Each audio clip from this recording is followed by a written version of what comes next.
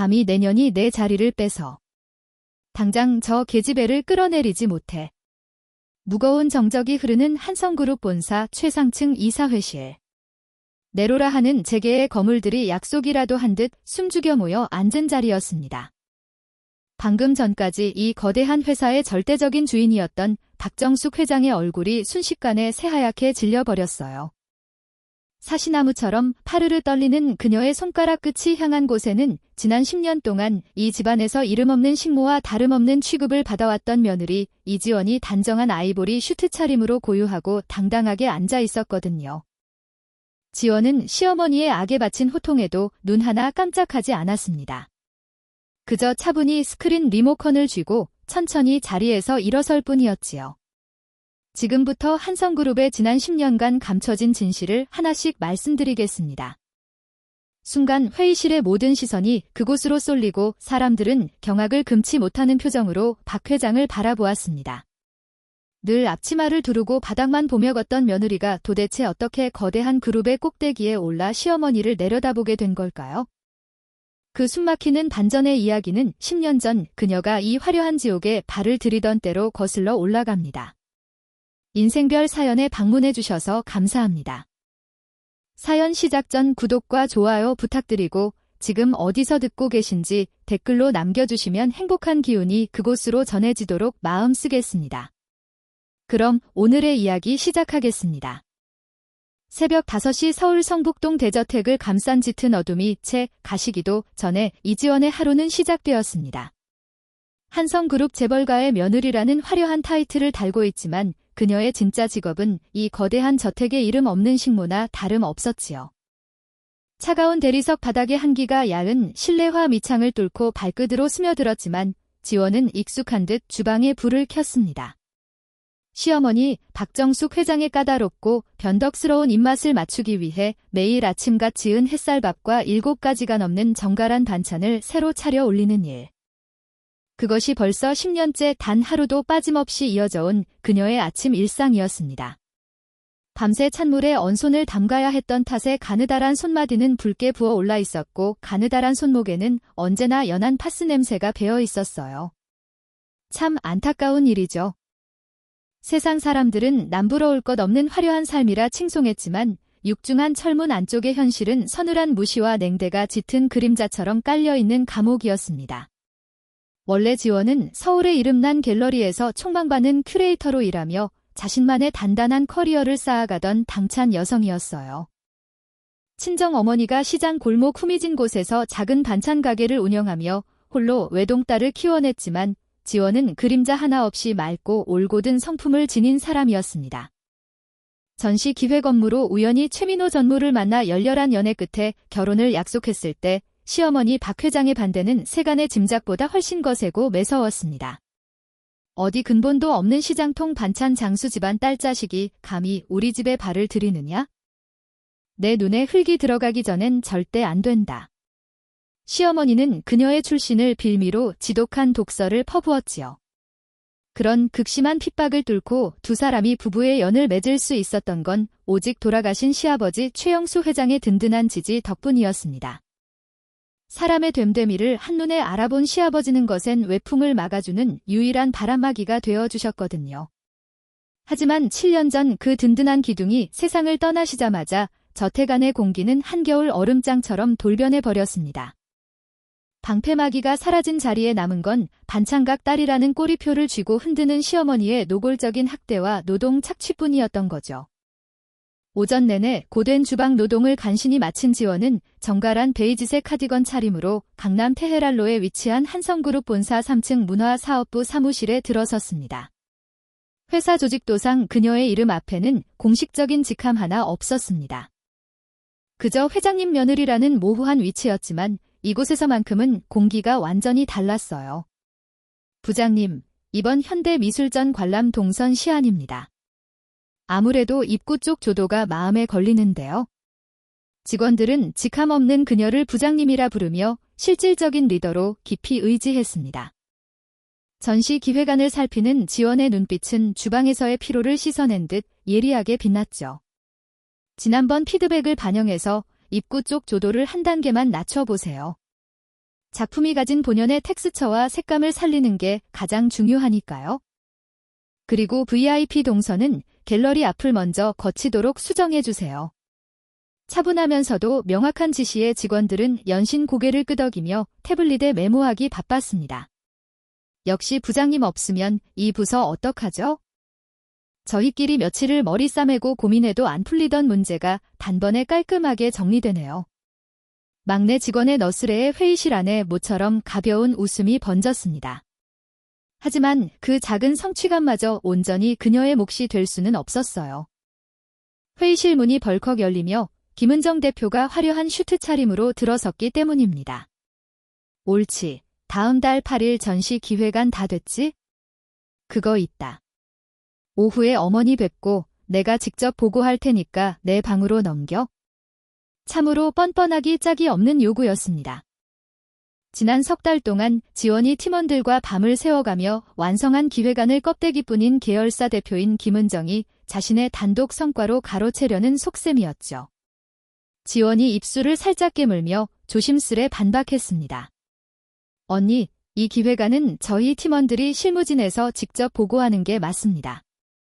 이사님들께서 디테일한 질문을 하시면 언니께서 답변하시기 어려울 텐데요.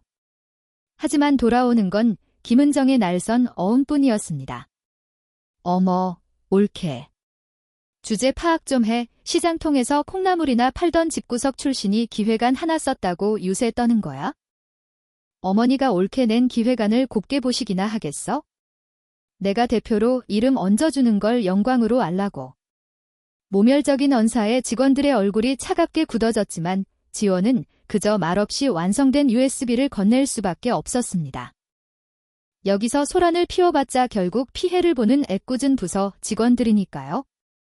참을 때 참을 줄 아는 그녀의 성격은 화가 난다고 목소리를 높이기보다 묵묵히 속으로 분노를 사기는 쪽이었습니다. 게다가 남편 박민호 전무는 그녀에게 아무런 위로가 되지 못했습니다. 기획안을 통째로 뺏기고 돌아오는 복도에서 마주친 민호는 값비싼 정장을 입고도 구겨진 셔츠 차림으로 하품을 참으며 걷고 있었지요. 여보, 언니가 또 제 기획안을 가져가셨어요. 당신이 어머님께 말씀드려서 저희 부서 독립이라도 좀 챙겨주면? 지원의 간절한 말에 민호는 미간을 잔뜩 찌푸리며 짜증스럽게 손사래를 쳤습니다. 아, 피곤하게 또 왜 그래? 누나가 챙겨가면 어차피 우리 집안 성과인데 뭐가 문제야? 당신이 평소에 싹싹하지 못해서 어머니가 안 믿어주시는 거 아니야? 회사에 욕심내지 말고 집안일이나 똑바로 해. 무능함을 감추기 위해 도리어 아내를 깎아내리는 비겁한 남편의 뒷모습을 보며 지원의 가슴 한 구석이 서늘하게 식어내렸습니다. 점심시간을 훌쩍 넘긴 오후, 서류 뭉치를 안고 1층 로비로 내려온 지원의 발걸음은 납덩이처럼 무거웠습니다. 그때였어요. 오늘도 수고 많으십니다. 사모님, 날이 많이 찬데 따뜻한 차라도 한 잔 드시면서 일하십시오. 시아버지의 곁을 30년이나 지켰던 전직 비서실장 출신 강호석이 온화한 미소를 띠며 고개를 숙였습니다. 시아버지가 돌아가신 직후 박 회장의 눈밖에 나본사 1층 경비직으로 처참하게 좌천된 그였지만 언제나 단정한 제복 차림으로 그녀를 향해 깍듯한 예의를 갖추었죠. 종이컵에 담긴 따스한 둥글레차를 건네받는 순간 굳어있던 지원의 입가에도 유일하게 편안한 미소가 번졌답니다. 이 삭막하고 숨막히는 유리 건물 안에서 지원을 진심으로 대접해주고 염려해주는 단 한 명의 어른이었으니까요. 하지만 그 평화마저 찰나에 불과했습니다. 사무실로 돌아오자마자 테이블 위에 휴대폰이 신경질적인 진동을 내기 시작했어요.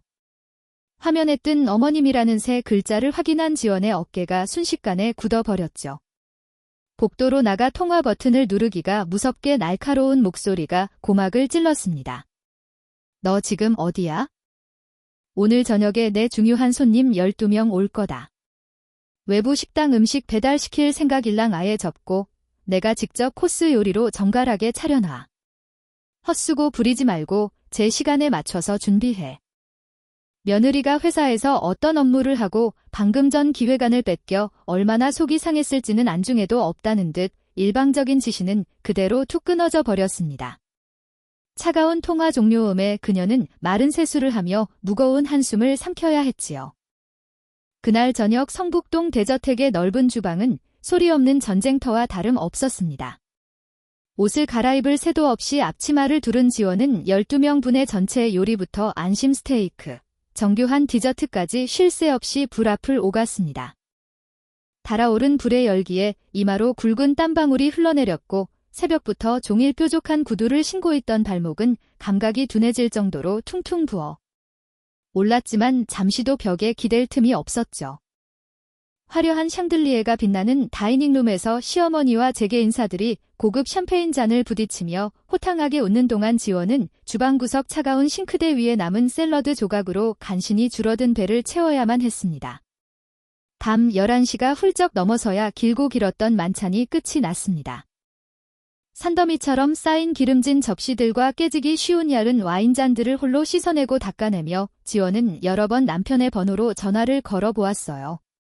하지만 수화기 너머로는 무미건조한 음성 사서한 멘트만 반복해서 흘러나올 뿐이었죠. 늘 비겁하게 밖으로만 겉돌며 남편으로서의 책임을 철저히 회피하는 사람이었습니다. 시계의 초침이 새벽 1시를 향해 갈 무렵 물기가 마르지 않은 손을 앞치마에 대충 닦아낸 그녀가 지친 걸음으로 부부 침실에 들어섰습니다. 넓은 방안을 채우고 있는 건 서늘한 정적뿐이었죠. 남편이 누워있어야 할 침대의 반대편은 온기 하나 없이 반듯한 상태 그대로였습니다. 혼자 덩그러니 남겨진 방 안에 지독한 외로움이 젖은 솜처럼 온몸을 무겁게 짓눌러 왔어요. 화장대 의자에 기대어 앉아 부어오른 종아리를 조용히 주무르던 그때였습니다. 협탁 위에 놓여있던 남편의 연동된 스마트패드가 갑자기 밝아지며 짧은 진동이 울렸어요. 아마도 민호의 휴대폰 메신저 계정이 연동되어 있었던 모양입니다. 무심코 고개를 돌려 화면을 바라본 지원의 움직임이 일순간 벼락이라도 맞은 듯 돌처럼 굳어버렸습니다. 화면 위로 떠오른 팝업 알림창에는 낯선 여자의 이름과 함께 도저히 믿기 힘든 문장이 선명하게 적혀 있었거든요. 박소영, 자기야, 오늘 밤은 정말 최고였어. 내일은 더 일찍 와줄 거지? 사랑해. 방안을 울리는 시계 초침 소리마저 완전히 멈춰버린 듯한 찰나의 순간. 그녀는 화면을 뚫어지게 응시하던 두 눈을 천천히 내리감았습니다. 10년간 억눌러온 치밀어 오르는 배신감에 꽉 쥔 두 주먹 사이로 짧고 날카로운 숨소리만이 고요하고 차가운 새벽 공기를 위태롭게 가르고 있었습니다. 그 서늘했던 분노의 새벽이 지나고 며칠 뒤, 마침내 박 회장의 칠순 기념 연회 당일이 밝았습니다. 한 달 내내 밤잠을 줄여가며 지원이 직접 기획하고 준비한 이 행사는 서울 도심에서 가장 화려한 특급 호텔의 메인 연회장에서 성대하게 막을 올렸어요. 입구부터 길게 늘어선 새하얀 꽃장식의 짙은 향기가 코끝을 맴돌았고 거대한 크리스탈 샹들리에의 눈부신 불빛 아래로 현악 사중주의 우아한 선율이 넓은 공간을 가득 채우고 있었죠. 정재계를 주름잡는 VIP 인사만 200여 명이 모인 참으로 어마어마한 규모의 자리였습니다.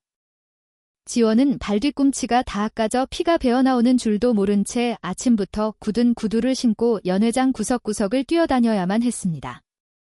하객들의 의전 동선을 확인하고 코스 요리의 온도와 서빙 타이밍까지 점검하는 그녀의 얇은 어깨 위로는 바위처럼 무거운 피로가 짓누르고 있었어요. 하지만 감히 힘들고 지친 기색조차 낼 수 없는 노릇이었습니다. 바로 그때 연회장 한편에서 샴페인 잔을 든 중년의 신사가 그녀를 향해 반갑게 다가왔거든요. 판성그룹과 오랜 기간 협력해온 주요 거래처의 대표였습니다. 이 부장님, 이번 전시 기획안 피드백해주신 것 정말 잘 보았습니다. 덕분에 우리 회사 이미지까지 덩달아 올라갔어요. 늘 구두일 도맡아 하시면서도 이렇게 완벽하시니 제가 참 든든합니다. 진심이 듬뿍 묻어나는 정중한 인사의 지원은 가볍게 목례를 하며 은은한 미소를 지어 보였답니다. 그런데 말이죠. 그 훈훈한 광경을 저 한쪽에서 지켜보던 박 회장의 미간에는 서늘한 불쾌감이 짙게 드리워지고 있었어요. 자신이 주인공이어야 할 이 화려한 무대에서 감히 며느리 따위가 사람들 사이에서 빛나고 신뢰를 얻어가는 꼴을 그녀의 오만한 자존심이 도저히 견디지 못했던 겁니다. 본격적인 만찬이 시작되고 화려한 스포트라이트를 받으며 무대 위로 올라간 박 회장이 마이크를 잡았습니다. 장내에는 일순간 고요한 정적이 내려앉았지요. 고급스러운 다크 와인빛 실크 드레스 자락을 우아하게 쓸어내리며 하객들에게 감사를 전하던 그녀의 시선이 돌연 구석에서 스태프들을 챙기던 지원을 향해 날카롭게 꽂혔습니다. 오늘 이 뜻깊은 자리를 준비하느라 저기 있는 우리 며느리가 참 애를 많이 썼습니다. 처음에는 따뜻한 칭찬인 줄만 알고 객석 곳곳에서 잔잔한 박수가 터져 나왔습니다. 하지만 곧이어 마이크를 타고 흐르는 말은 그곳에 모인 모든 이들의 귀를 의심케 할 만큼 잔인하고 모욕적이었어요. 우리 며느리는 본래 시장 골목에서 멸치 떼며 반찬 장사하던 집이라 이런 고급스러운 자리가 영 어색하고 낯설었을 겁니다. 그래도 명색이 한성가 며느리라고 흉내는 제법 낸 것 같아 다행이지 뭡니까? 넓은 홀 안으로 댕그렁 울려 퍼진 조롱 섞인 목소리. 일순간 당혹감으로 굳어졌던 하객들 사이에서 이내 흥미와 비웃음이 뒤섞인 얕은 웃음소리가 무자비하게 터져나오기 시작했습니다. 순간 지원의 귀에는 날카로운 금속성 이명이 맴돌았고 목덜미부터 얼굴 전체로 뜨거운 열기가 달아오르며 숨을 들이마시기조차 버거워졌어요. 수백 쌍의 호기심 어린 혹은 동정 어린 눈동자가 일제히 자신을 향해 쏟아지는 끔찍한 이 상황. 바닥에 시선을 고정한 지원의 입술은 피기가 하얗게 가신 채 파르르 떨리고 있었습니다. 하지만 그 지독한 굴욕은 거기서 끝이 아니었어요. 행사가 끝날 무렵 박 회장 곁에 딱 붙어서 샴페인을 홀짝이던 김은정이 한쪽 입꼬리를 비중 내밀며 다가왔거든요. 옳게 창피할 거 없어. 솔직히 우리 집에 시집와서 좋잖아. 평생 가봐야 문턱도 못 밟아볼 이런 최고급 호텔 구경도 실컷 하고 말이야. 뼛속까지 시린 멸시의 언어가 심장을 후벼 팠지만 지원은 그저 말없이 아랫입술을 꽉 깨물며 혀끝에 감도는 비릿한 피맛을 묵묵히 삼켜내야만 했어요. 잠시 후 김은정이 호텔 총지배인에게 법인 카드를 툭 던지며 거액의 사적인 파티 비용을 아무렇지 않게 결제하는 모습이 지원의 시야에 들어왔습니다. 회사 공금을 개인의 유흥비처럼 물쓰듯 하는 그 오만한 태도는 훗날 커다란 파장을 예고하는 듯했지만 지금 당장 그녀에게는 그것을 따져 물을 기력조차 조금도 남아있지 않았죠. 모든 행사가 끝나고 텅 빈 호텔 로비를 홀로 걸어나오는 지원의 한없이 굽은 뒷모습을 거대한 대리석 기둥 뒤편에 선 강호석이 무거운 침묵 속에서 가만히 지켜보고 있었습니다. 한성그룹 일가의 어두운 비밀을 그림자처럼 지켜봐온 강호석의 깊게 패인 눈망울에는 오늘따라 유독 그녀를 향한 먹먹한 연민이 짙게 서려있는 듯했답니다. 숨막히는 연회장을 도망치듯 빠져나온 지원은 바깥에 쏟아지는 차가운 빗방울을 뚫고 빈 택시를 간신히 잡아탔습니다. 서늘한 가죽 시트에 지친 몸을 기대자 한 달 내내 팽팽하게 당겨져 있던 신경의 끈이 툭 끊어지며 지독한 오한이 온몸을 엄습해왔어요. 차창 유리를 사정없이 때리는 빗물 소리만이 길을 잃고 캄캄한 어둠 속을 헤매는 그녀의 참담한 내면을 대변해주는 듯했습니다. 묵묵히 희생하며 도리를 다하면 언젠가는 가족으로서 진심을 알아주리라 믿었던 10년의 바보 같은 희망이 오늘 밤 수백 명 앞에서 산산조각 나버렸거든요. 택시가 네온 사인이 번쩍이는 청담동 명품거리와 좁은 골목으로 접어들 무렵이었습니다. 무심코 창밖의 젖은 풍경을 멍하니 응시하던 지원의 시야에 낯익은 풍경 하나가 벼락처럼 꽂혀 들어왔어요. 남편 민호가 끔찍이도 아끼는 한정판 검은색 세단이 인적 드문 최고급 프라이빗 레스토랑 앞에 비상등을 켠 채 정차되어 있는 것을 발견하고 만 것입니다. 기사님, 잠시만요. 저기 앞에 차 좀 세워주시겠어요? 차마 온전한 목소리를 내지 못한 채 쉰소리로 다급하게 택시를 세운 그녀는 비를 피할 생각조차 잊은 채 우산도 없이 차에서 내렸습니다. 차가운 빗줄기가 그녀의 머리 위로 무자비하게 쏟아졌지만 발걸음은 홀린 듯 레스토랑의 통유리창을 향해 다가가고 있었죠. 빗물이 흘러내리는 유리창 너머로 은은한 촛불 조명이 비추는 아늑한 룸의 풍경이 거짓말처럼 선명하게 보였습니다. 그곳에는 남편 민호가 앉아 있었어요. 그리고 그 맞은편에는 너무나도 화사하고 매혹적인 얼굴의 내연녀 소영이 그를 향해 교태 섞인 웃음을 짓고 있었죠. 지원은 숨소리조차 내지 못한 채 유리창 곁에 젖은 벽에 몸을 숨겼습니다. 열려있는 테라스 문틈 사이로 두 사람의 대화 소리가 빗소리를 뚫고 선명하게 흘러나왔거든요. 자기야, 이 목걸이 진짜 예쁘다. 근데 이렇게 비싼 거 막 사줘도 돼? 오늘 어머니 칠순 파티라며 와이프는 거기서 고생하고 있을 텐데. 소영이 가느다란 목에 걸린 영롱한 다이아몬드 목걸이를 매만지며 자랑스러운 걱정을 가장해 물었습니다. 그 말에 민호는 와인잔을 빙긋 돌리며 아주 가볍고 경멸적인 코웃음을 쳤어요. 신경 쓰지 마. 어차피 걔는 그런 뒷바라지나 하라고 어머니가 곁에 두신 거야? 오늘 호텔에서도 사람들 앞에서 망신 톡톡히 당했다던데 촌스럽게 울고불고 짐이나 안 쌌으면 다행이지. 나한테 진짜 여자는 너 하나뿐이야. 민호의 커다란 손이 테이블 위를 넘어와 소영의 하얀 뺨을 다정하게 쓸어내렸고 소영은 승리감에 도취된 듯 까르르 웃음을 터뜨렸습니다. 그 선명한 움직임과 잔인한 대화는 마치 날카로운 톱날이 되어 지원의 심장을 무참히 난도질하고 있었어요.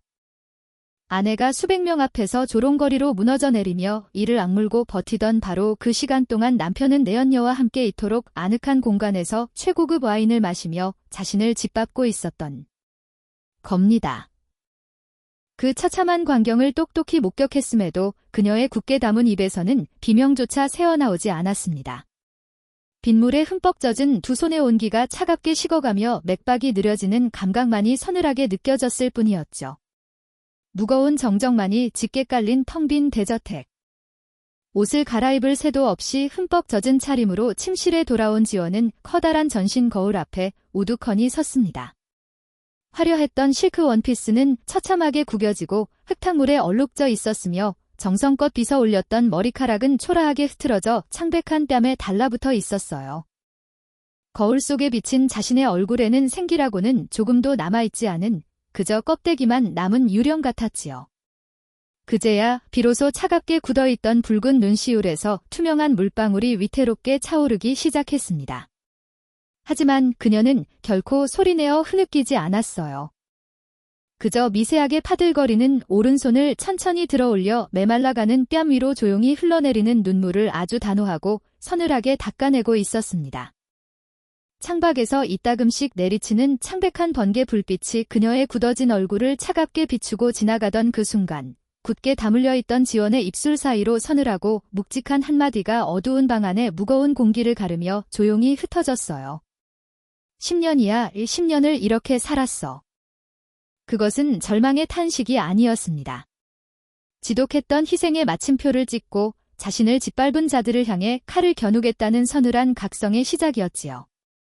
그 어두운 밤 텅 빈 침실에서 토해냈던 서늘한 탄식이 흩어진 지 어느덧 일주일이 흘렀습니다.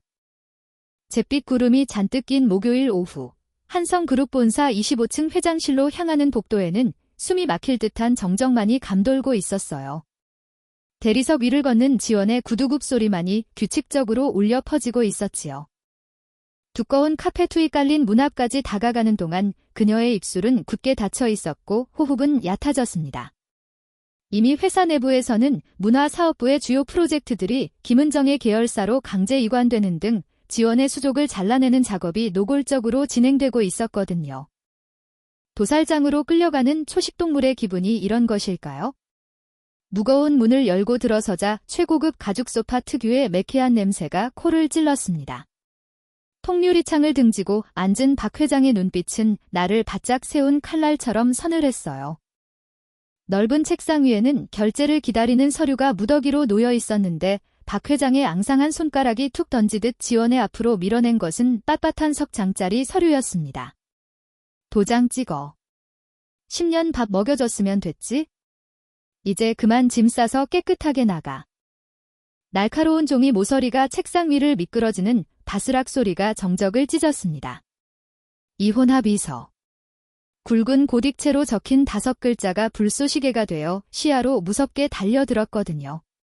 믿을 수 없는 현실 앞에서 지원의 목구멍이 펑 막혔습니다.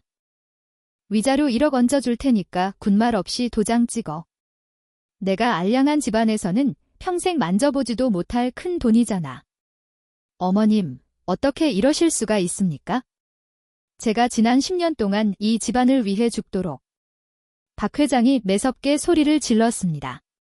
어디서 감히 말이야?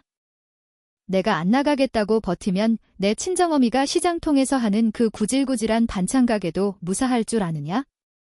그 상가 건물 지난달에 우리 계열사 부동산으로 넘어왔다. 당장 내일이라도 쫓아내서 길거리에 나앉혀줄까?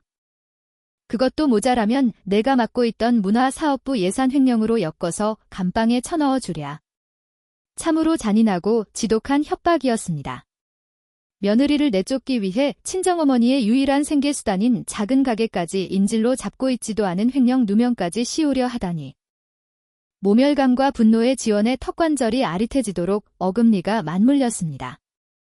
여기서 무너져 내리면 지난 10년의 세월이 아무런 가치 없는 쓰레기로 전락해버릴 것만 같았지요.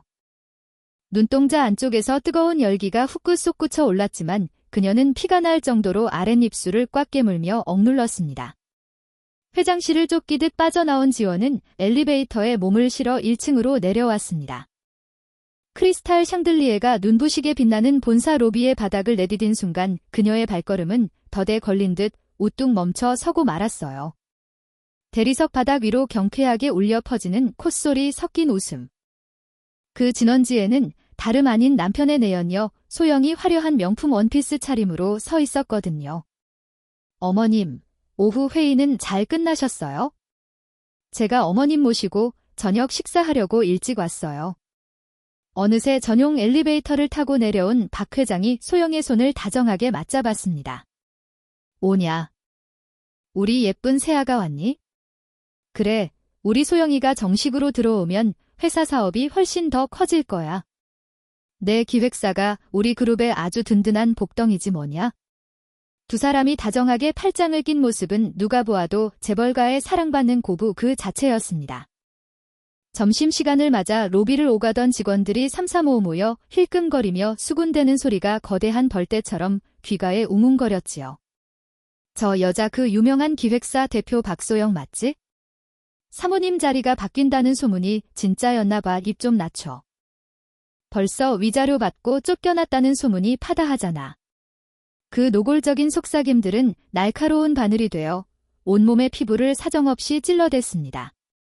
대리석 기둥 뒤에 숨어 참담한 광경을 지켜보는 지원의 등줄기로 끈적한 식은땀이 흘러내렸어요.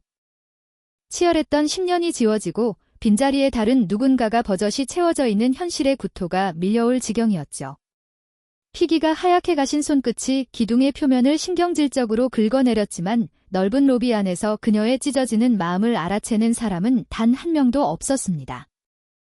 숨죽인 채 기둥 뒤에 서 있던 바로 그때 등 뒤에서 너무도 익숙하고 짙은 스킨 향이 끼쳐왔습니다. 화들짝 놀라 고개를 돌린 곳에는 남편 민호가 구겨진 미간을 매만지며 짜증스럽게 서 있었지요. 일말의 미안함이라도 기대했던 것일까요? 그러나 민호의 입에서 흘러나온 말은 그 얄팍한 기대마저 무참히 짓밟아 버렸습니다. 여기서 청승맞게 숨어서 뭐 하는 거야? 엄마 말 듣지 않고 고집 부려봤자 너만 추해져. 아내를 내려다보는 그의 탁한 눈동자에는 일말의 온기조차 남아있지 않았어요. 길거리에 나앉은 구역질 나는 오물을 치워버리려는 듯한 그 건조한 음성에 지원은 목이 졸린 사람처럼 헉헉거리며 숨을 헐떡였습니다. 이게 다 너를 위한 거야? 우리 집안 수준에 억지로 맞추느라. 너도 그동안 매일매일 숨막히고 힘들었잖아. 장모님 가게 문제로 시끄러워지기 전에 이쯤에서 억지 부리지 말고 좋게 끝내자. 소영이는 너랑 달라. 우리 집안에 진짜 도움이 될 사람이라고. 어떻게 자신의 파렴치한 외도를 불쌍한 아내를 위한 배려인 양 포장할 수 있는 걸까요? 그 위선적인 태도에 뱃속 깊은 곳에서부터 환멸이 밀려왔습니다. 한때는 비바람을 막아주는 울타리가 되어주겠다 맹세했던 남편의 입술이 이제는 그녀를 벼랑 끝으로 떠미는 잔인한 흉기가 되어 있었습니다. 민호는 더 섞을 말이 없다는 듯 차갑게 몸을 돌려 로비 중앙의 두 여자에게로 걸어가 버렸습니다. 세 사람이 호화로운 외제차에 올라타 시야에서 완전히 사라질 때까지 지원은 망령처럼 그 자리에 굳어 있어야만 했어요. 손에 꽉 쥐어진 이혼 서류의 거칠고 차가운 질감이 현실의 끔찍한 무게를 뼈저리게 일깨워주고 있었지요. 비틀거리는 걸음으로 거대한 회전문 밖을 나섰습니다. 초겨울의 매운 칼바람이 뺨을 무섭게 후려쳤어요. 회색빛 빌딩 숲 사이로 흩어지는 마른 낙엽들을 멍하니 바라보며 갈 곳 없는 처참한 현실을 온몸으로 실감했습니다. 당장 억울하게 빼앗길 위기에 처한 어머니의 반찬 가게를 어떻게 지켜야 할지 지독한 막막함만이 시야를 캄캄하게 가렸거든요. 납덩이가 달린 듯한 발을 질질 끌며 힘없이 횡단보도 쪽으로 방향을 틀려는 찰나였습니다. 타박타박 등 뒤에서 일정한 간격으로 다가오는 묵직한 구두 발소리가 들려왔습니다. 세찬 바람소리에 묻힐 만큼 조심스러웠지만 분명하게 그녀의 등 뒤를 향해 좁혀져 오고 있었어요. 흠칫 놀라 어깨를 떨며 걸음을 멈춘 지원의 귀에 낮고 정중한 음성이 조용히 깔렸습니다. 사모님, 잠깐 시간 괜찮으시겠습니까? 칼바람이 몰아치는 횡단보도 앞에서 멈춰 선 지원은 천천히 고개를 돌려 등 뒤의 목소리를 바라보았습니다. 그곳에는 단정한 제복 차림의 강호석이 평소의 온화함과는 사뭇 다른 비장하고도 묵직한 표정으로 서 있었지요. 강호석의 깊고 맑은 눈망울에는 모든 것을 잃고 벼랑 끝에 내몰린 지원을 향한 깊은 안타까움과 이제는 때가 되었다는 결연함이 동시에 일렁이고 있었습니다. 지원은 영문도 모른 채 망설였지만 무언가 거역할 수 없는 강렬한 이끌림에 말없이 고개를 끄덕이고 말았어요. 어쩌면 그녀의 찢겨진 마음 깊은 곳에서도 이 만남이 남은 생을 뒤바꿀 유일한 동아줄임을 직감했는지도 모르겠습니다. 두 사람이 인적 드문 골목을 지나 도착한 곳은 서울 변두리에 위치한 강호석의 낡고 좁은 다세대 주택이었습니다. 잘 닫히지 않는 방 안은 오래된 책 냄새와 세월의 흔적으로 가득했어요. 하지만 비좁은 공간임에도 불구하고 모든 물건이 흐트러짐 없이 반듯하게 정돈된 모습에서 주인의 올곧고 충직한 성품이 고스란히 느껴졌지요. 지원의 시선이 방 한쪽 벽면을 채운 낡은 책장으로 향했습니다. 그곳에는 젊은 시절의 강호석과 고 최영수 회장이 어깨를 나란히 한 채 환하게 웃는 흑백 사진 한 장이 놓여 있었거든요. 사진 속 두 사람의 모습은 단순한 고용인과 비서의 관계를 훌쩍 뛰어넘은 목숨까지 내어줄 수 있을 만큼 깊은 신뢰와 동지를 보여주는 듯했습니다. 지난 7년 동안 박 회장의 핍박 속에서 1층 경비실로 쫓겨나면서도 강호석이 묵묵히 회사를 떠나지 않았던 이유. 그것은 오로지 사진 속 시아버지와의 마지막 약속 하나를 지키기 위해서였던 겁니다. 강호석은 얼어붙은 지원의 손에 따뜻한 차잔을 쥐어준 뒤 방 한쪽 구석에 놓인 낡은 철제 서랍장으로 다가갔습니다.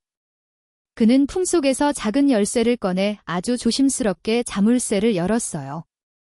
띠거기는 쇠소리와 함께 열린 깊은 서랍 안에서 그가 두 손으로 꺼내든 것은 누렇게 변색된 오래된 서류 봉투 하나였습니다.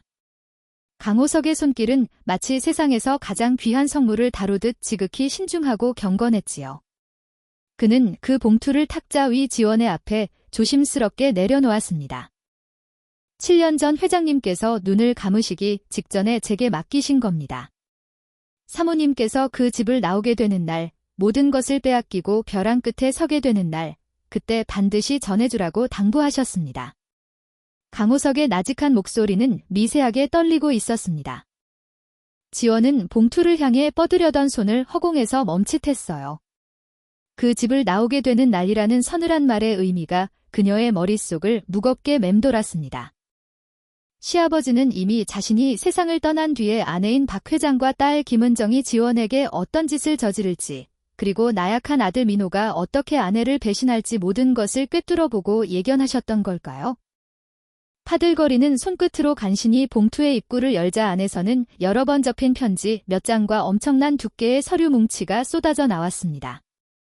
가장 위에 놓인 편지에는 크고 힘있으면서도 다정한 시아버지 특유의 친필이 선명하게 남아 있었어요.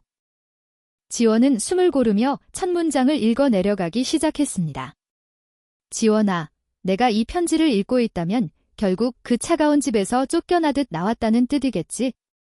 참으로 미안하다. 내가 겪었을 그 끔찍한 고통과 외로움을 짐작하면서도 끝까지 방패가 되어 널 지켜주지 못한 못난 아비를 용서하지 마라. 시아버지의 진심 어린 사과 앞에서 지원의 붉어진 눈시울에서 그이야 굵은 눈물이 툭 떨어졌습니다.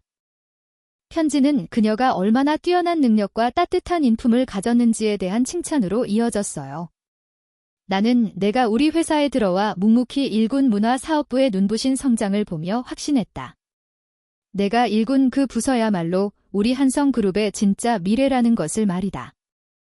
민호. 그 녀석은 어릴 때부터 제 어미의 그늘에 갇혀 스스로 결정하는 법을 배우지 못한 나약한 아이다. 제 아내 하나 지킬 힘도 의지도 없는 비겁한 놈이지. 내 아내와 딸의 브레이크 없는 탐욕이 결국 내 날개를 꺾으려 들 테지만 지원아, 넌 결코 주저앉아선 안 된다. 넌 내가 생각하는 것보다 훨씬 더 단단하고 강인한 사람이다. 그리고 편지의 마지막 장. 시아버지가 남긴 결정적인 한 문장에 지원의 심장이 미친 듯이 뛰기 시작했습니다. 이 아버지가 내게 남기는 것이 고통스러운 상처뿐이라면 그건 실패한 인생일 거다. 이 봉투 안에 내 개인 자산으로 내게 남긴 유언 신탁 증서를 동봉한다. 내가 다시 일어서서 그들의 폭주를 막고 진정으로 회사를 바로 세울 수 있는 종자돈이자 무기가 될 것이다. 부디 너 자신을 위해 싸워다오. 살아생전에는 가족이라는 굴레 때문에 아내와 딸을 제 손으로 쳐내지 못했던 늙은 아버지가 자신을 대신해 피를 묻히고 썩어빠진 환부를 도려내줄 유일한 적임자로 며느리인 지원을 선택한 것이었습니다. 지원은 터져나오는 울음을 간신히 삼키며 편지 아래에 놓인 두툼한 서류 뭉치로 시선을 옮겼습니다. 첫 장을 넘기는 순간 그녀의 두 눈이 믿을 수 없다는 듯 커다랗게 확장되었지요. 놀랍게도 그 서류들은 지난 10년 동안 박 회장과 김은정이 그룹의 자금을 어떻게 교묘하게 빼돌렸는지 명백하게 보여주는 회계 장부와 계좌 내역서들이었습니다. 스위스와 케이맨 제도 등지의 차명으로 개설된 해외 계좌의 입출금 내역, 김은정이 계열사 법인 카드를 유용하고 가짜 프로젝트를 만들어 횡령한 자금의 흐름이 소름 끼치도록 상세히 기록되어 있었거든요.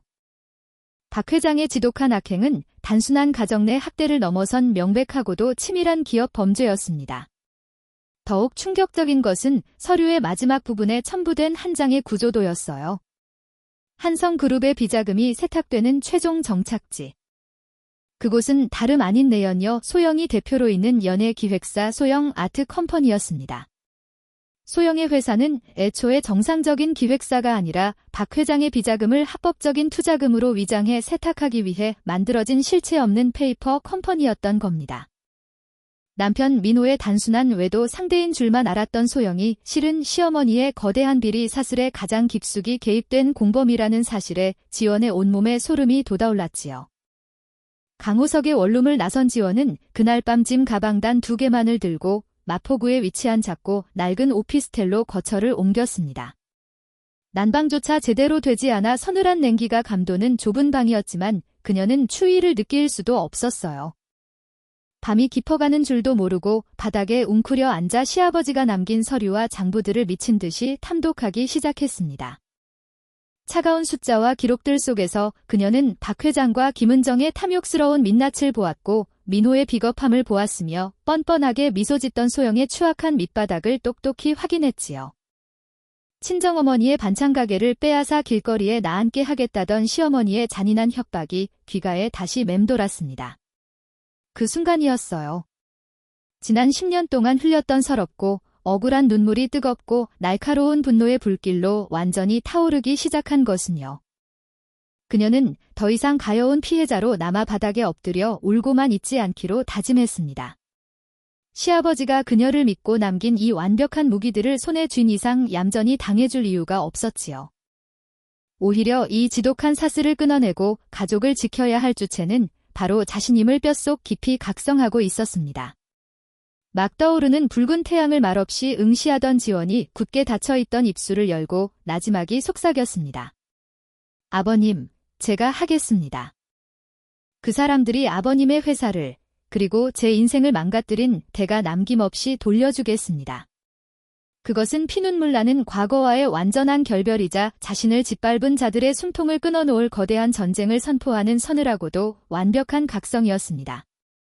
그날 아침 지원의 발걸음에는 지난 10년 동안 그녀의 어깨를 짓누르던 망설임이나 두려움 따위는 조금도 남아있지 않았습니다. 서류 뭉치를 단단한 서류 가방에 챙겨 넣으며 거울 앞에 선 그녀는 픽이 없던 뺨에 엷은 화장을 더하고 한 구석에 밀어두었던 단정한 네이비색 슈트를 꺼내 입었어요. 가장 먼저 그녀가 향한 곳은 대한민국에서 손꼽히는 대형 로펌의 VIP 상담실이었습니다. 시아버지가 유언 신탁으로 남겨둔 거액의 자금은 그녀가 최고 수준의 법률 대리인을 선임하는 데 부족함이 없는 완벽한 실탄이 되어 주었거든요. 높은 천장과 도심 전경이 한눈에 들어오는 통유리창 앞에서 지원은 맞은편에 앉은 수석 변호사에게 강호석과 함께 확인한 자료들을 흔들림 없는 눈빛으로 건넸습니다. 두꺼운 장부를 한 장 한 장 넘겨보던 변호사의 미간이 미세하게 찌푸려졌습니다. 보통의 상담실 안에는 종이 넘어가는 바스락 소리와 변호사의 마른 침 삼키는 소리만이 유난히 크게 울려 퍼졌지요. 수십 분의 팽팽한 정적이 흐른 뒤 마침내 안경을 벗어 책상에 내려놓은 변호사가 무거운 입을 열었습니다. 놀랍군요. 개인이, 그것도 그룹의 핵심 경영진이 아닌 분이 이 정도까지 완벽한 자료를 확보하셨다는 게 믿기지 않습니다. 이 장부들은 그야말로 핵폭탄입니다. 변호사의 목소리에는 깊은 감탄과 경악이 섞여 있었습니다. 그는 한성그룹의 계열사 간 내부 거래 내역과 차명 계좌의 흐름도를 손가락으로 짚으며 말을 이었습니다. 이 정도 증거라면 단순한 배임 혐의를 훌쩍 넘어 박 회장과 김은정 대표의 특정 경제범죄 가중처벌법상 횡령 및 조세 포탈에 대한 즉각적인 형사 고발이 가능합니다.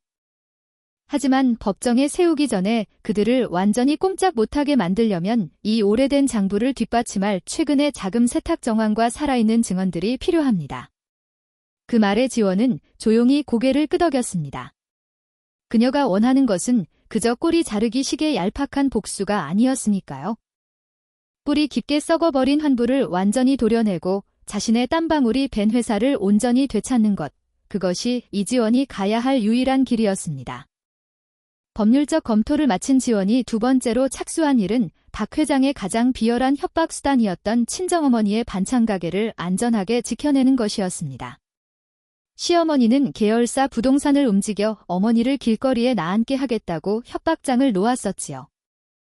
하지만 지원은 당황하는 대신 시아버지의 신탁 자금 중 일부를 즉시 인출했습니다. 그리고 그날 밤 기존 상가에서 불과 3블록 떨어진 곳에 위치한 훨씬 더 넓고 깨끗한 상가를 파격적인 조건으로 매입해버렸어요. 지원은 강호석의 도움을 받아 야간 이사 업체들을 은밀히 동원했습니다. 박 회장의 눈치채기도 전에 단 하룻밤 만에 반찬 가게의 모든 집기와 냉장고를 새 상가로 완벽하게 이전하는 작전을 성공시켰거든요. 다음 날 아침 텅 빈 낡은 점포에 강제 집행을 하러 들이닥쳤던 박 회장의 비서진들은 먼지만 뒹구는 빈 공간을 보고 닥쳤던 게 지붕 쳐다보는 격이 되고 말았습니다. 자신을 올가매던 가장 크고 잔인한 족쇄를 스스로의 힘으로 통쾌하게 끊어낸 순간이었어요. 약점마저 완벽하게 방어해낸 지원의 다음 행보는 한성그룹의 심장부와 외부 네트워크를 향했습니다.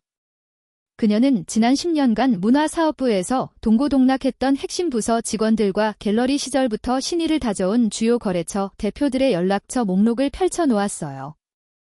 아무런 권력도 직함도 없는 쫓겨난 며느리의 전화에 과연 누가 응답해줄까 두려울 법도 했지만 지원이 뿌려둔 진심의 씨앗은 결코 헛되지 않았습니다.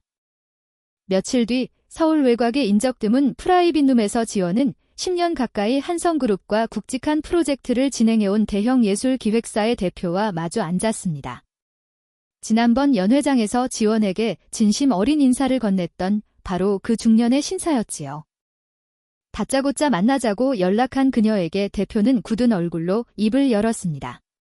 이 부장님, 대체 어떻게 된 일입니까? 회사 내부에서는 부장님이 횡령을 저지르고 불명예 퇴진했다는 흉한 소문이 조직적으로 돌고 있습니다. 저는 그 말을 단 1%도 믿지 않습니다만 도대체 무슨 일이 있었던 겁니까? 지원은 억울함에 목이 맬 법도 했지만 차분하고 정중한 어조로 지난 10년의 진실과 박 회장 일가가 벌인 추악한 비자금 조성 내역의 일부를 설명했습니다. 이야기가 길어질수록 대표의 미간은 매섭게 일그러졌고 분노로 주먹을 꽉 쥐는 모습이 역력했어요. 모든 설명을 마친 지원이 고개를 숙이며 도움을 청하자 그는 테이블 너머 지원의 손을 덥석 잡았습니다. 이 부장님, 걱정하지 마십시오. 제가 부장님과 일해온 세월이 10년입니다. 우리 업계에서 부장님만큼 약속을 철저히 지키고 예수를 대하는 신의를 보여준 분을 저는 본 적이 없습니다. 부장님이 부르시면 저는 어디든 갑니다. 제게 있는 한성그룹 지분과 주총 의결권을 전부 위임해 드릴 테니 그 썩어 빠진 자들을 끌어내리는 데 쓰십시오. 그 한마디에 지원의 가슴 깊은 곳에서 뜨거운 것이 울컥 치밀어 올랐습니다. 그녀가 피땀 흘려 쌓아 올린 것은 단순한 실적이 아니었던 겁니다. 사람의 마음을 얻는 것, 그것이야말로 그 어떤 거대한 자본으로도 살 수 없는 가장 강력하고 무서운 자산이었지요. 지원은 이 기세를 몰아 문화사업부의 충직한 팀장들을 은밀히 만나 김은정이 강제 이관한 프로젝트의 허점과 내부 고발 자료를 추가로 확보하는 데 성공했습니다. 이제 남은 것은 비자금 세탁의 핵심 통로인 소영의 페이퍼 컴퍼니, 소영 아트 컴퍼니의 실체를 명백하게 까발리는 일이었습니다. 지원은 흥신소나 심부름 센터에 맡기는 대신 직접 국낮은 단화를 신고 강남의 후미진 이면도로를 찾았습니다. 등기부등본에 적힌 기획사의 주소지는 화려한 강남역 한복판이 아니라 곧 철거를 앞둔 낡고 음침한 상가 건물의 지하 단칸방이었어요. 먼지가 뽀얗게 내려앉은 유리문 너머로는 책상 하나와 전화기 한 대만이 덩그러니 놓여있을 뿐 사람의 움직임이라고는 전혀 찾아볼 수 없었습니다. 지원은 건물 관리인을 찾아가 음료수를 건네며 넌지시 물었어요. 저기 지하 사무실 박소영 대표님 뵈러 왔는데 통 출근을 안 하시나 봐요. 아이고, 거기 계약한 지가 언젠데 사람 드나드는 꼴을 한 번도 못 봤어. 가끔 새까만 고급차에서 사람들이 서류 봉투만 문 밑으로 밀어넣고 가던데 유령 사무실이나 다름없어. 관리인의 퉁명스러운 대답을 몰래 녹음기에 담으며 지원의 입가에 서늘한 미소가 번졌습니다. 그녀는 곧바로 갤러리 큐레이터 시절 친하게 지냈던 미술계 선배들에게 연락을 돌렸어요. 소영 아트 컴퍼니의 이름으로 매입된 수백억 원대의 미술품 목록을 확인한 선배들은 기가 막히다는 듯 혀를 내둘렀습니다. 지원아, 이거 완전 사기야. 여기 적힌 작품들 시장 가치로 따지면 100만 원도 안 되는 무명 작가들의 위작이거나 공장형 그림들이야. 이걸 수억 원씩 주고 샀다고? 명백한 자금 세탁용 돈노름이지. 전문가들의 녹취와 감정서까지 완벽하게 손에 넣은 지원. 퍼즐의 마지막 조각이 소름 끼치도록 아기자기 딱 맞아떨어지는 순간이었습니다. 시어머니 박 회장의 자금, 남편 민호의 묵인, 내연녀 소영의 실행. 이 모든 추악한 사슬을 오가맨 완벽한 올가미가 마침내 지원의 손에서 완성되었거든요. 한편 지원의 침착하다고도 무서운 반격이 목전까지 다가온 줄은 꿈에도 모른 채 박 회장은 세상 가장 행복하고 오만한 나날을 보내고 있었습니다. 눈에 가시였던 며느리가 짐을 싸서 도망치듯 사라졌으니 이제야 이 거대한 성이 온전히 자신의 것이 되었다며 자만심에 한껏 취해 있었지요. 어머, 정아 들었니? 그 계집애 말이야. 친정어미까지 야반도주하듯 가게 빼서 어디론가 숨어버렸단다. 겁은 많아가지고 이제야 우리 집안에 진짜 복이 들어오나 보다. 최고급 백화점 명품관 VIP 라운지에 앉아 다리를 꼬고 전화를 받는 박 회장의 높은 웃음소리가 울려 퍼졌습니다. 그 곁에는 소영이 수천만 원짜리 악어백을 어루만지며 승리자의 미소를 흘리고 있었지요. 그들은 며칠 뒤에 열린 민호와 소영의 호화로운 약혼 파티를 준비하며 한성그룹의 건재함을 세상에 과시할 계획에 푹 빠져 있었습니다. 화려한 금박이 입혀진 약혼 파티 초대장이 한 장씩 봉투에 담기고 있었어요. 하지만 바로 그 시각, 박 회장이 우편함에 첫 번째 초대장을 넣으며 오만한 미소를 짓던 바로 그 순간, 도시의 반대편 이지원의 임시 사무실 책상 위에는 수십 명의 주주와 이사진의 서명이 날인된 전혀 다른 종류의 서류가 정갈하게 놓여 있었습니다. 그 위에는 차갑고도 묵직한 활자로 이렇게 적혀 있었지요. 주식회사 한성그룹 경영진 해임 및 횡령 고발을 위한 임시 이사회 소집 요청서. 화려한 거짓 파티의 시작을 알리는 초대장과 그들의 모든 것을 파멸시킬 서류 한 장이 같은 하늘 아래 놓이게 된 것입니다. 폭풍전의 고요 속에서 지원은 조용히 시계의 초침을 바라보며 깊은 숨을 들이마셨습니다. 10년을 참아온 그녀의 마지막 반격이 이제 막 정조준을 마친 상태였습니다. 박 회장의 오만한 평화는 그리 오래 가지 못했습니다. 텅 빈 반찬 가게를 확인하고 한바탕 날뛰던 지 며칠 지나지 않아 김은정이 사색이 된 얼굴로 회장실 문을 거칠게 열고 들어왔거든요. 어머니, 큰일 났어요. 그 계집이 얌전히 쫓겨난 게 아니었나 봐요. 김은정의 가늘게 떨리는 손에는 문화사업부 내부 고발자가 몰래 빼돌리려다 실패한 기획안 서류의 복사본이 들려 있었습니다. 쫓겨난 줄만 알았던 지원이 며칠 사이 굴지의 거래처 대표들을 은밀히 만나 지분 위임장을 모으고 소영이 운영하는 페이퍼 컴퍼니의 실체까지 뒤집고 다닌다는 소문이 그이야 박 회장의 귀에까지 들어간 것이지요. 박 회장의 날카로운 눈매가 파르르 떨렸습니다. 감히 쥐새끼 같은 년이 내 뒤통수를 쳐? 겨우 반찬 장수 딸년이 도대체 무슨 돈과 뒷배가 있어서 이사회 소집 운운하고 다닌단 말이냐? 분노로 씩씩거리던 박 회장의 머릿속에 불현듯 스치는 하나의 존재가 있었습니다. 7년 전 남편이 세상을 떠나기 직전 끝까지 행방을 알 수 없었던 거액의 비밀 신탁자금과 비자금 장부 원본, 그리고 그 남편의 곁을 그림자처럼 지키던 강호석.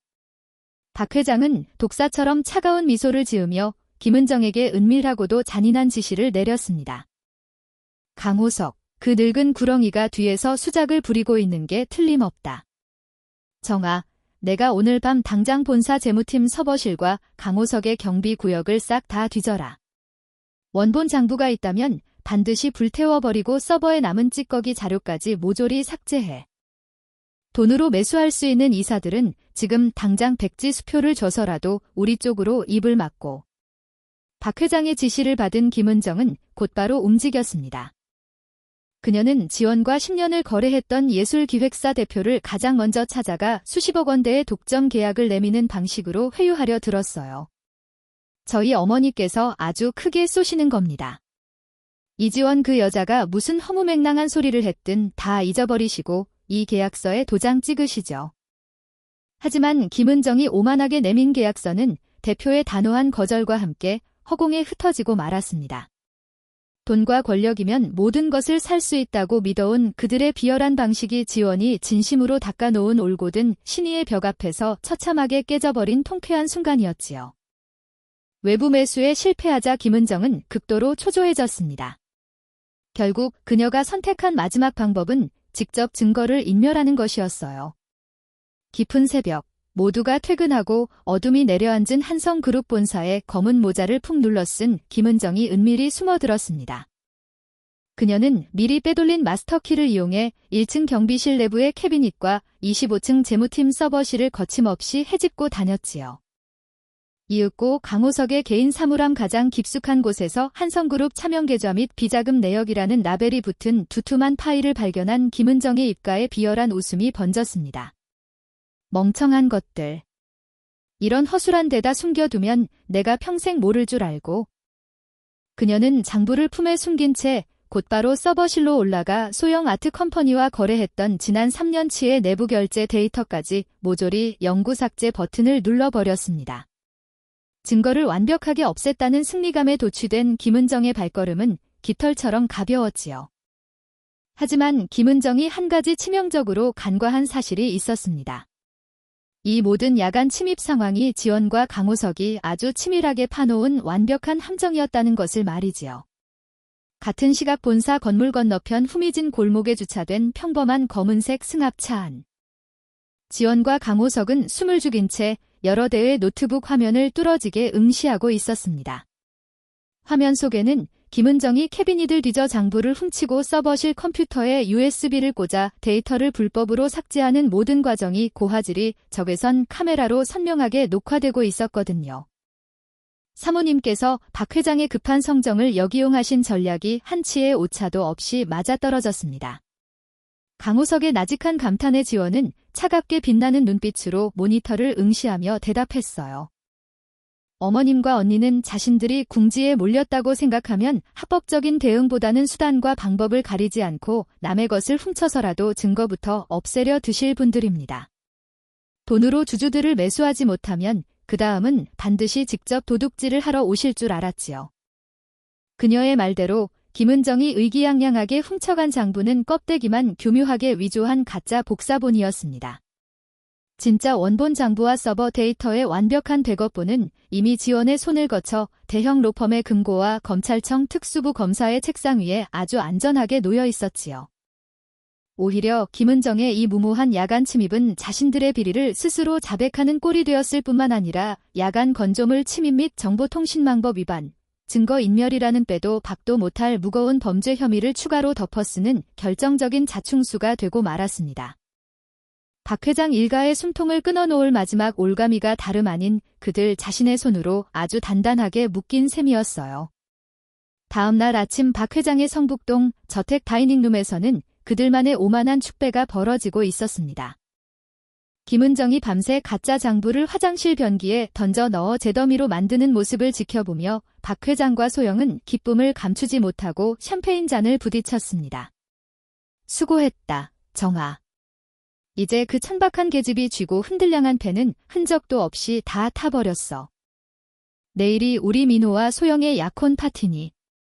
오늘 오후에 열리는 이사회에서 이지원 그년을 횡령범으로 몰아 영구 제명시켜버리면 모든 게 완벽하게 끝이다. 박 회장의 얼굴에는 한치의 의심도 없는 일그러진 여유가 가득했습니다. 소영 역시 민호의 팔짱을 꼭 끼며 콧소리를 냈지요. 어머님, 저 오늘 이사회에 꼭 따라가고 싶어요. 그 여자가 모든 걸 잃고 바닥에 엎드려서 비참하게 우는 꼴, 제 두 눈으로 똑똑히 구경하고 싶거든요. 민호도 귀엽다는 듯 허탈하게 웃으며 동조했습니다. 이 얼마나 어리석고 우습스러운 착각인가요? 자신들이 승리의 정점에 우뚝 서 있다고 믿는 그 순간, 사실은 지원이 치밀하게 파놓은 끝을 알 수 없는 깊은 구덩이. 한가운데로 스스로 걸어 들어가고 있다는 사실을 그들은 까맣게 모르고 있었습니다. 드디어 모든 진실이 폭발할 운명의 시간이 다가왔습니다. 한성그룹 본사 최상층 이사회실 앞복도. 박 회장은 값비싼 흑진주 목걸이를 매만지며 거침없고 당당한 걸음으로 걸어왔습니다.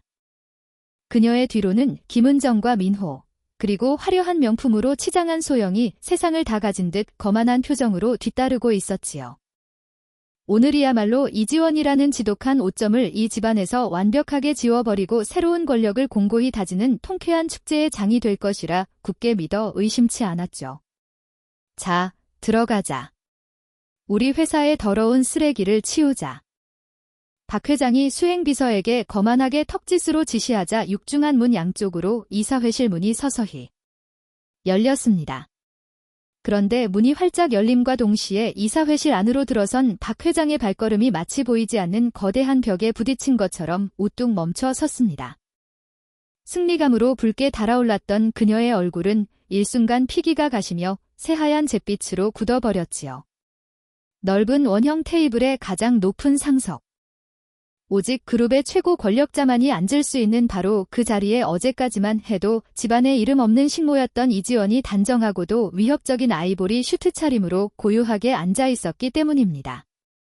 박 회장의 등 뒤를 당당하게 따르던 김은정과 민호, 그리고 화려한 명품으로 치장한 소영 역시 그 믿을 수 없는 광경에 입을 다물지 못하고 경악했습니다. 감히 내가 거기가 어디라고 앉아 있어? 당장 저 미친 계집애를 끌어내리지 못해.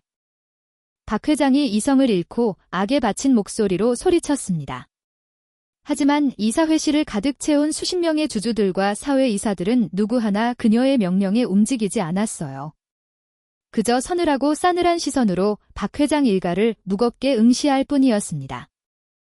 텅 빈 메아리처럼 흩어지는 시어머니의 호통 앞에서도 지원은 눈 하나 깜짝하지 않았습니다. 그녀는 테이블 위에 놓인 스크린 리모컨을 가볍게 쥐고 아주 천천히 자리에서 일어섰지요. 자리에 앉으시지요, 박 회장님. 그리고 김은정 대표. 아직 한성그룹 임시 이사회가 정식으로 시작되지 않았습니다. 지원의 차분하고 단단한 목소리가 회의실에 무거운 정적을 가르고 울려 퍼졌습니다. 어찌할 바를 모르고 씩씩대던 박 회장은 결국 수행비서의 부축을 받으며 반대편 빈자리에 털썩 주저앉을 수밖에 없었지요. 지원이 손에 쥔 리모컨을 누르자 회의실 전면에 거대한 스크린이 밝아지며 첫 번째 자료가 떠올랐습니다. 지금부터 한성그룹의 지난 10년 동안 감춰져 왔던 썩어 빠진 진실을 하나씩 말씀드리겠습니다. 스크린에 펼쳐진 것은 박 회장과 김은정이 10년 동안 그룹의 자금을 어떻게 교묘하게 빼돌렸는지 명백하게 보여주는 비자금 흐름도였습니다.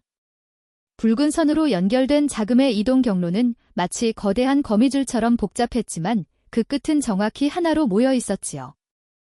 스위스와 케이맨 제도에 흩어진 차명 계좌의 선명한 목록들이 스크린을 가득 채울 때마다 이 사석 곳곳에서 믿을 수 없다는 듯 나직한 탄식과 웅성거림이 터져나왔습니다. 그야말로 상상을 초월하는 규모의 끔찍한 기업 범죄였거든요. 그리고 이 모든 불법 자금이 합법적인 투자금으로 위장되어 세탁된 최종 종착지, 바로 박소영 아트 컴퍼니입니다.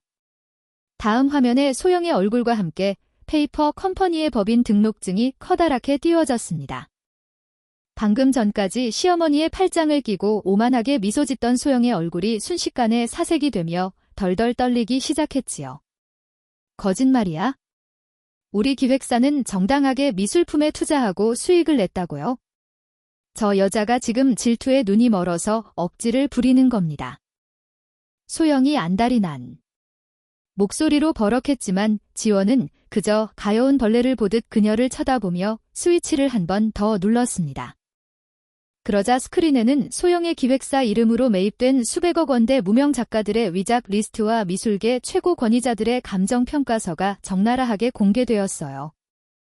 거기에 어두컴컴한 지하 단칸방 유령 사무실의 모습과 건물관리인의 생생한 증언 녹취까지 회의실 스피커를 타고 우렁차게 울려 퍼지자 소영은 다리에 힘이 풀려 그 자리에 털썩 주저앉고 말았습니다. 이 충격적인 광경을 지켜보던 김은정이 참지 못하고 테이블을 콱 내리치며 자리에서 벌떡 일어났습니다. 저건 다 조작된 가짜야?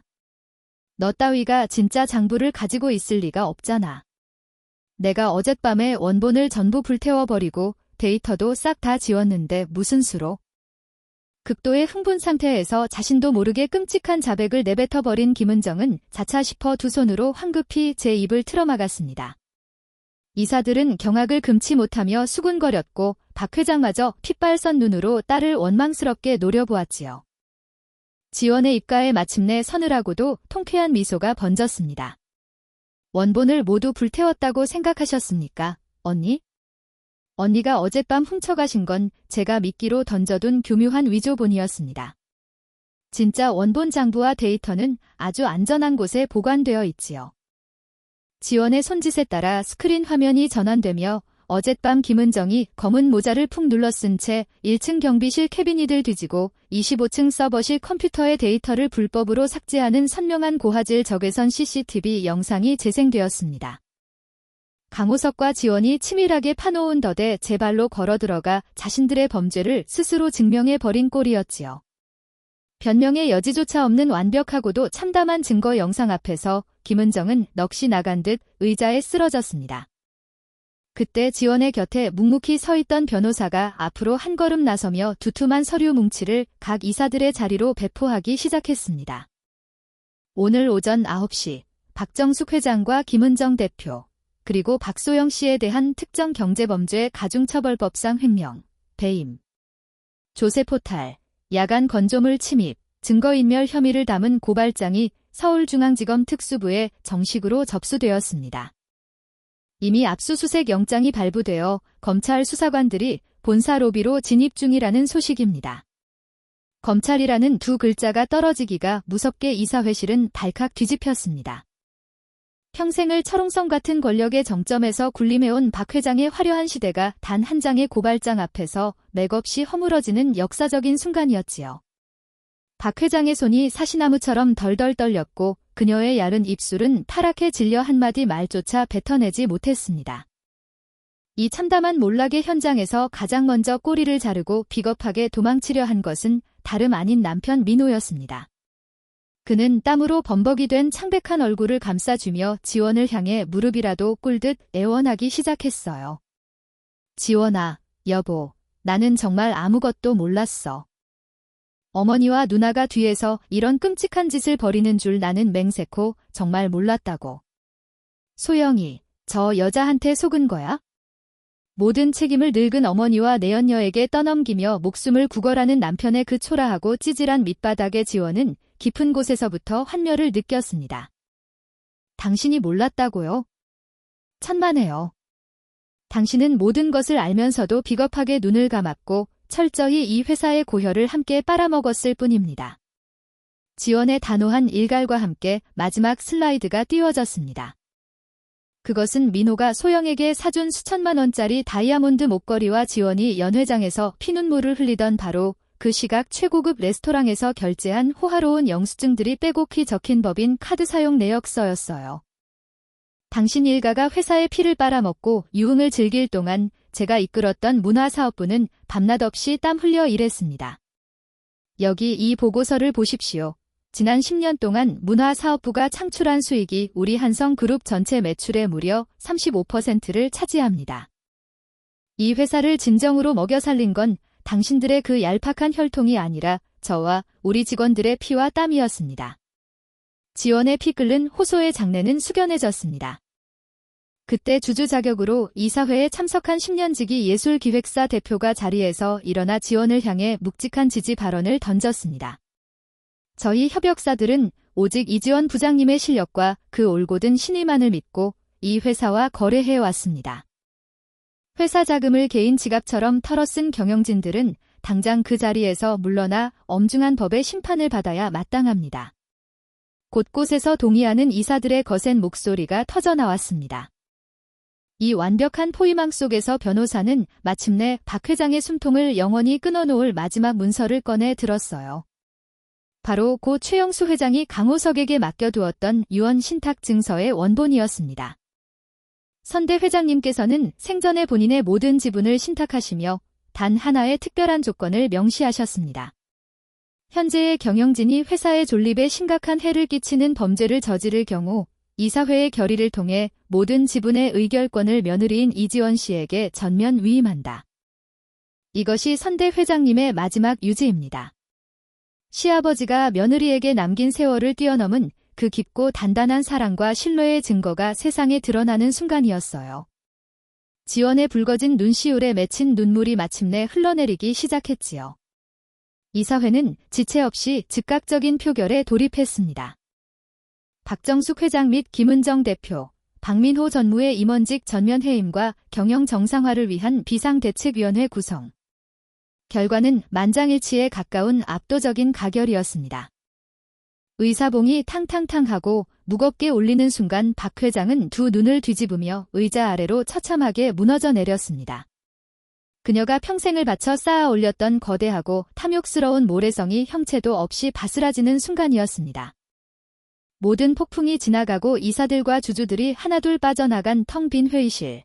지원은 거대한 유리창 앞으로 다가가 서서히 불을 밝히기 시작하는 서울의 도심을 가만히 내려다보았습니다. 치열했던 10년 전쟁의 끝에서 찾아온 것은 복수의 얄팍한 쾌감이 아니라 아주 깊고 고요한 여운이었지요. 그녀는 품속에서 빛바랜 편지 한 통을 꺼내 두 손으로 꼭 쥐었습니다. 저녁 노을빛 속에서 고요하게 빛나는 시아버지의 필체가 묻은 낡은 종이를 가슴에 안은 채 그녀는 마침내 참아왔던 뜨거운 눈물을 소리 없이 흘려보냈습니다.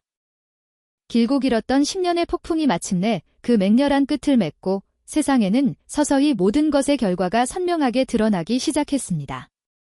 법의 심판은 지원의 생각보다 다소 더디게 진행되었지만 그 무게만큼은 아주 무겁고 엄중하게 내려졌지요. 세상의 이치란 참으로 매섭고도 공평한 것일까요? 높이 쌓아올린 탐욕과 기만의 모래성은 결국 제 힘을 이기지 못하고 가장 처참한 모습으로 무너져 내리고 말았습니다. 한성그룹의 여왕으로 군림하며 세상 무서울 것 없이 오만했던 박 회장은 비자금 횡령과 배임, 그리고 상상적인 조세 포탈 혐의로 곧바로 구속 기소되어 차가운 철창 신세를 지게 되었습니다. 수개월에 걸친 치열한 법정 공방 끝에 재판부는 그녀에게 징역 3년에 집행유예 5년, 그리고 평생을 바쳐 긁어모은 부의 상당 부분인 추징금 200억 원을 선고했어요. 한성그룹 회장직에서 불명예스럽게 영구 해임된 것은 물론이고 대한민국 재계에서 그녀의 이름 석자는 그날로 완벽하게 지워지고 말았지요. 한평생 그녀의 가장 큰 자부심이자 권력의 상징이었던 성북동 대저택에서도 쫓겨난 박 회장은 과거의 영화는 온데간데 없는 서울 변두리의 작고 허름한 아파트에 홀로 남겨지게 되었습니다. 참으로 허망하고도 쓸쓸한 결말이 아닐 수 없었지요. 그녀의 등 뒤에 숨어 온갖 악행을 거들었던 김은정의 삶 역시 한순간에 바닥 없는 나락으로 곤두박질 쳤습니다. 어머니의 거대한 범죄에 적극적으로 가담하여 계열사 자금을 무단으로 횡령하고 증거를 인멸하려 한 혐의로 나란히 기소되었기 때문이에요. 김은정 역시 그토록 으스대던 계열사 대표직에서 파면되었고 징역 2년에 집행유예 3년이라는 무거운 형벌을 선고받았습니다. 그녀가 빼돌렸던 횡령 금액은 전액 환수 조치되었으며 이 끔찍한 과정에서 공범으로 몰릴 것을 두려워한 남편마저 냉정하게 이혼 서류를 던지고 떠나버렸습니다. 그야말로 하루아침에 직장과 재산, 그리고 가족까지 모든 것을 잃어버린 김은정은 결국 어머니 박 회장이 숨어 지내는 낡은 아파트로 무거운 짐 가방을 끌고 들어갈 수밖에 없었어요. 그렇다면 그 찌질하고 비겁했던 남편 민호는 어떻게 되었을까요? 그는 법인 카드 사적 유용과 배임 혐의로 전무자리에서 쫓겨나 빈털터리 신세가 되었습니다. 온실 속 화초처럼 어머니의 치맛자락만 붙잡고 살아온 그에게 이 냉혹한 사회에서 스스로 살아남을 능력 따위는 조금도 없었거든요. 모든 것을 잃고 나서야 그는 뻔뻔하게 지원을 찾아와 엎드려 빌며 눈물을 흘렸습니다. 제발 한 번만 용서해달라며 매달렸지만 지원은 곁눈질조차 주지 않고 서늘하게 이혼 서류를 던져주었지요. 민호는 위자료 한 푼 건넬 능력조차 없는 자신의 초라한 처지를 한탄하며 돌아서야 했습니다. 그의 마지막 동아줄이자 달콤한 도피처라 믿었던 소영 역시 그를 철저히 외면했습니다. 페이퍼 컴퍼니를 통한 비자금 세탁의 핵심 공범으로 지목되어 검찰의 촘촘한 수사망이 좁혀오자 민호가 쓸모없어졌음을 직감한 소영은 가장 먼저 연락을 끊고 수십억 원의 현금을 챙겨 해외로 도주하려 했지요. 하지만 이미 출국 금지 조치가 내려진 상태였고 결국 인천공항 출국장에서 허둥대다 수사관들에게 덜미를 붙잡혀 처참하게 체포되는 신세가 되고 말았습니다. 한때 화려함을 자랑했던 기획사는 흔적도 없이 폐업했고 소영의 이름 앞에는 업계 영구 퇴출과 전과자라는 지울 수 없는 검은 글씨가 깊게 새겨졌습니다. 모든 소란과 폭풍이 잦아들고 따스한 봄볕이 내리쬐던 어느 날 오후였습니다. 마침내 한성그룹의 경영 정상화를 이뤄낸 지원은 임시 주주총회의 만장일치 추대를 받아 정식으로 회장실의 주인이 되었어요. 한때 시어머니의 서슬푸른 눈빛과 모멸감 폭력 속에서 숨도 제대로 쉬지 못하고 쫓겨나야만 했던 이 넓고 차가운 공간이 이제는 전혀 다른 맑고 단단한 공기로 가득 차 있었습니다. 조심스러운 걸음으로 안으로 들어선 그녀는 낯설지만 왠지 모르게 익숙한 공간을 천천히 둘러보았지요. 그리고는 육중한 마호가니 책상 뒤에 놓인 회장 의자로 다가가 미세하게 떨리는 손끝으로 매끄러운 가죽의 질감을 가만히 쓸어 보았습니다. 지원은 아주 천천히 그리고 깊은 숨을 내쉬며 그 자리에 앉았어요. 통유리창 너머로 눈부시게 펼쳐진 서울 도심의 풍경이 마치 새로운 시대의 개막을 축복하듯 한눈에 들어왔습니다. 그녀의 맑은 시선은 이내 벽 한가운데 정갈하게 걸린 시아버지의 온화한 흑백 사진으로 향했습니다. 지원은 사진 속 그를 향해 조용히 고개를 숙였어요. 지난 10년의 피눈물 나는 헌신과 뼈를 깎는 듯했던 반격의 시간들이 주마등처럼 스쳐 지나가는 무겁고도 깊은 침묵의 인사였습니다. 바로 그때 회장실의 무거운 문을 누군가 정중하고 조심스럽게 노크했어요. 들어오세요. 문을 열고 들어온 사람은 다름 아닌 강호석이었습니다. 그는 더 이상 1층 경비실의 낡은 제복 차림이 아니었어요. 7년 전 시아버지의 곁을 든든하게 지키던 시절 즐겨 입었던 아주 단정하고 품위 있는 다크 그레이 정장 차림이었습니다. 지원이 회장에 취임하며 결제한 첫 번째 인사 발령 서류가 바로 강호석을 한성그룹 비서실장으로 공식 복궈시키는 것이었거든요. 강호석은 감격에 젖은 얼굴로 지원을 향해 다가와 허리를 깊이 굽혀 인사했습니다. 회장님, 진심으로 온 마음을 다해 취임을 축하드립니다. 그 묵직하고도 따뜻한 한마디에 애써 담담함을 유지하려던 지원의 눈시울이 순식간에 뜨거워졌습니다. 그런 그녀를 바라보는 강호석의 눈가 역시 붉게 물들어 있었지요. 험난했던 가시밭길을 서로 의지하며 묵묵히 걸어온 두 사람은 한동안 아무 말 없이 그간의 모진 세월이 고스란히 담긴 눈빛을 오랫동안 나누었습니다. 잠시 후 강호석이 흠칫 소리를 내며 목소리를 가다듬고 조심스럽게 입을 열었어요. 회장님. 7년 전 선대 회장님께서 돌아가시기 직전에 제게 남기셨던 짧은 마지막 말씀이 하나 더 있었습니다. 모든 일이 제자리를 찾고 사모님께서 진정한 주인이 되시는 날, 그때 꼭 전해주라고 당부하셨지요. 지원은 흔들리는 눈빛으로 말없이 그를 바라보았습니다. 내 며느리는 참으로 맑고 강인한 아이다. 다만 그 아이 스스로 아직 자신의 진짜 힘을 모를 뿐이지. 호석아, 다른 건 다 잊어도 좋다. 하지만 그 아이가 껍질을 깨고 제 힘으로 우뚝 일어서는 날까지 자네가 곁에서 묵묵히 기다려주게. 그것이 내가 남기는 마지막 부탁이네. 강호석의 떨리는 음성을 듣는 순간 지원의 뺨 위로 참고 참았던 뜨거운 눈물 한 줄기가 툭 흘러내렸습니다. 시아버지의 굳건한 믿음과 사랑은 그녀가 짐작했던 것보다 훨씬 더 깊고 단단했던 것이었지요. 어쩌면 지난 10년의 그 지독했던 인내와 처절한 싸움은 하늘에 계신 아버님의 굳건한 믿음에 답하기 위한 외롭고도 거룩한 여정이었을지도 모릅니다. 며칠 뒤 지원은 강호석과 함께 경기도 외곽에 위치한 시아버지의 묘소를 찾았습니다. 흐드러지게 핀 연분홍 벚꽃잎이 봄바람을 타고 눈처럼 흩날리는 아주 평화로운 오후였어요. 잘 가꾸어진 봉분 앞에 새하얀 국화꽃 한 다발을 조심스레 내려놓은 그녀는 강호석과 나란히 서서 깊이 머리를 숙였습니다. 한참 동안 고개를 들지 못하던 지원의 가냘픈 어깨가 가늘게 떨리기 시작했어요. 봉분 위로 따스한 바람이 불어와 그녀의 헝클어진 머리카락을 가만히 쓸어 넘겨주었습니다. 마치 시아버지가 수고했다며 다정하게 그녀의 머리를 쓰다듬어 주시는 것만 같았지요. 마침내 붉어진 눈으로 고개를 든 지원은 차가운 비석을 두 손으로 어루만지며 나지막이 속삭였습니다.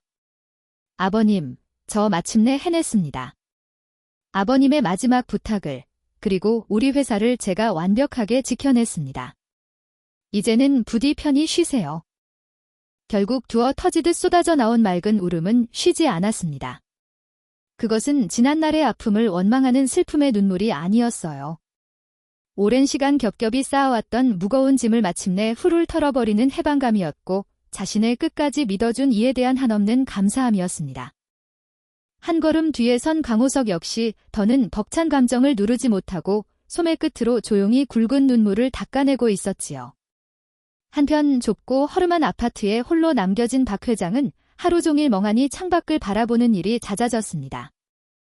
모든 권력과 재산, 오만했던 자존심까지 모조리 잃고 나서야 그녀는 비로소 자신이 걸어온 뒤틀린 과거를 뼈저리게 돌아보게 되었어요. 사실 그녀 역시 태어날 때부터 대단한 부유층 출신이 아니었습니다. 평범하고 찢어지게 가난한 집안의 딸로 태어나 오직 살아남고 무시당하지 않기 위해 재벌가의 시집아 독하게 자신을 채찍질해야만 했지요. 언제 쫓겨날지 모른다는 불안감 속에서 발버둥 치다 보니 어느새 그녀는 세상에서 가장 차갑고 냉혹한 괴물이 되어 있었던 겁니다.